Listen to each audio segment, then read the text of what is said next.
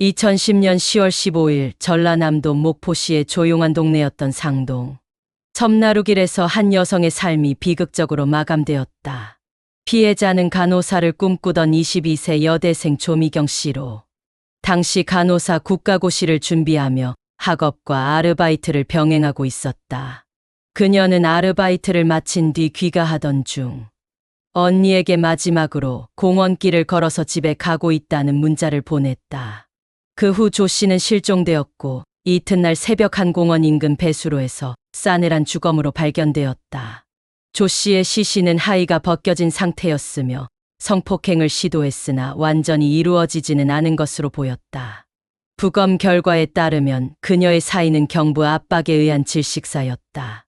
조 씨의 손톱 밑과 가슴 부위 그리고 하체 부위에서 채취된 증거물에서는 동일한 남성의 DNA가 검출되었으며 이 DNA는 오늘날까지도 결정적인 단서로 남아있다. 경찰은 수사를 광범위하게 펼쳤다. 조 씨와 연관된 인물은 물론 동종 전과자, 인근 지역 거주자들에 이르기까지 약 3천여 명의 DNA를 채취해 비교 분석했지만 모두 불일치였다. 결정적인 단서를 찾지 못한 채 수사는 장기화되었고 이 사건은 미제로 남았다. 사건 발생 당시 조 씨가 실종된 시간대에 공원 주변에서 수상한 차량이 목격되었다는 제보가 접수되었다. 제보에 따르면 해당 차량은 광택이 없는 짙은 회색의 중형 승용차로 외관은 튜닝되어 있었고 트렁크 쪽에는 나비 모양의 스티커가 부착되어 있었다고 한다. 이는 조 씨가 실종된 시각과 장소를 고려할 때 유력한 단서로 여겨졌고 경찰은 차량과 관련된 동호회에 주목하기 시작했다.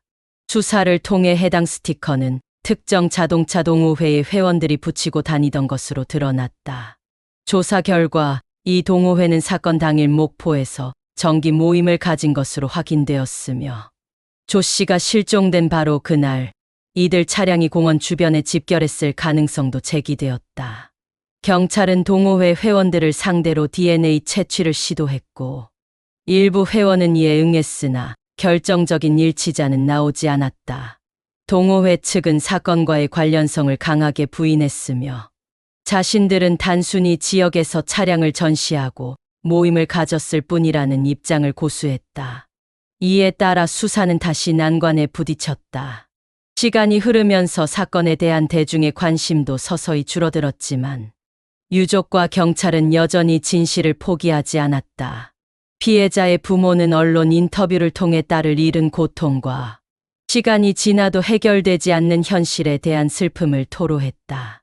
경찰은 사건 당시 확보한 DNA를 보관하면서 새로운 기술이나 단서가 나올 때를 기다리고 있다. 2013년 SBS의 시사 고발 프로그램인 그것이 알고 싶다에서는 이 사건을 집중 조명했다. 방송에서는 조 씨가 실종되던 날의 정황, 공원 주변에서의 의심스러운 차량 움직임, 목격자의 제보, 그리고 수사 당시 놓쳤을 수 있는 부분들을 되짚었다. 해당 방송은 시청자들로부터 큰 반향을 일으켰고 새로운 제보로 이어지기도 했으나 여전히 사건 해결에는 이르지 못했다. 그것이 알고 싶다 제작진은 방송을 통해 피해자의 마지막 문자, CCTV 분석, 수상한 차량의 동선 등을 기반으로 당시 상황을 재구성했다. 그 과정에서 드러난 것은 피해자의 귀가 경로가 평소보다 어두운 외진 길이었다는 점과 사건 당일 이곳에 많은 외지 차량이 머물렀을 가능성이 있었다는 사실이었다. 이는 범인이 우발적인 기회 범죄를 저질렀을 가능성을 암시하기도 했다. 사건 이후 목포시와 경찰은 해당 지역의 방범 CCTV 설치 확대, 공원 조명 개선 등의 안전 대책을 시행했다. 또한 경찰은 장기 미제 사건 전담팀을 통해 이 사건을 지속적으로 추적하고 있으며 신기술을 활용한 DNA 분석, 범죄 프로파일링 등의 방법도 동원되고 있다. 피해자의 친구들은 SNS와 추모 공간을 통해 조 씨를 기억하고 있으며 여전히 진실이 밝혀지기를 바라는 목소리를 이어가고 있다. 온라인에서는 이 사건을 다시 조명해달라는 요청과 범인의 자백을 촉구하는 글들이 꾸준히 올라오고 있다. 특히 최근 들어 경찰이 다른 장기 미제 사건들을 해결해가는 사례들이 언론에 보도되면서 조 씨 사건에 대한 재조명 또한 이뤄지고 있는 상황이다. 몇몇 수사 전문가는 이 사건의 경우도 유전자 데이터베이스가 확대됨에 따라 언젠가는 범인이 밝혀질 가능성이 높다고 내다보고 있다. 범죄 심리학자들은 이번 사건의 범인을 특정하기 위해 남긴 행적과 DNA 증거, 범행 수법 등을 바탕으로 범인의 성향을 분석했다. 이에 따르면 범인은 계획적인 성향보다는 기회를 노린 즉흥적 범죄 가능성이 크며 피해자를 미행하거나 관찰했을 가능성도 배제할 수 없다고 진단했다. 유족은 사건 발생 후 현재까지 매년 추모제를 열고 있으며 사건이 잊히지 않기를 바라고 있다. 조 씨의 어머니는 인터뷰에서 딸은 누군가의 간호사가 되어 환자들을 돌보고 싶어 했지만 한순간의 끔찍한 폭력으로 모든 꿈이 무너졌다고 말했다. 그녀는 또 이 세상에는 나쁜 사람들이 많지만 정의는 반드시 그들을 찾아낼 것이라고 믿음을 저버리지 않았다.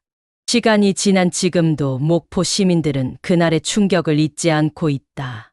당시 조 씨의 실종을 알리기 위해 인근 마을 곳곳에 붙었던 전단지와 경찰의 수색 장면은 여전히 많은 이들의 기억 속에 생생하다.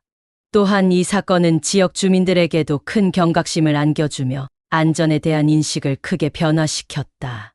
현재 경찰은 새로운 제보나 증거가 접수될 경우 즉시 수사에 돌입할 수 있는 체제를 유지하고 있으며 여전히 관련 정보를 수집 중이다.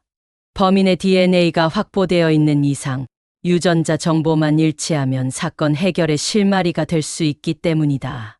이 사건은 한 여성의 꿈과 삶이 너무나도 허무하게 끝난 비극이며 그 진실이 밝혀지지 않은 채 시간만 흐르고 있다는 점에서 우리 모두가 관심을 가져야 할 사회적 과제다.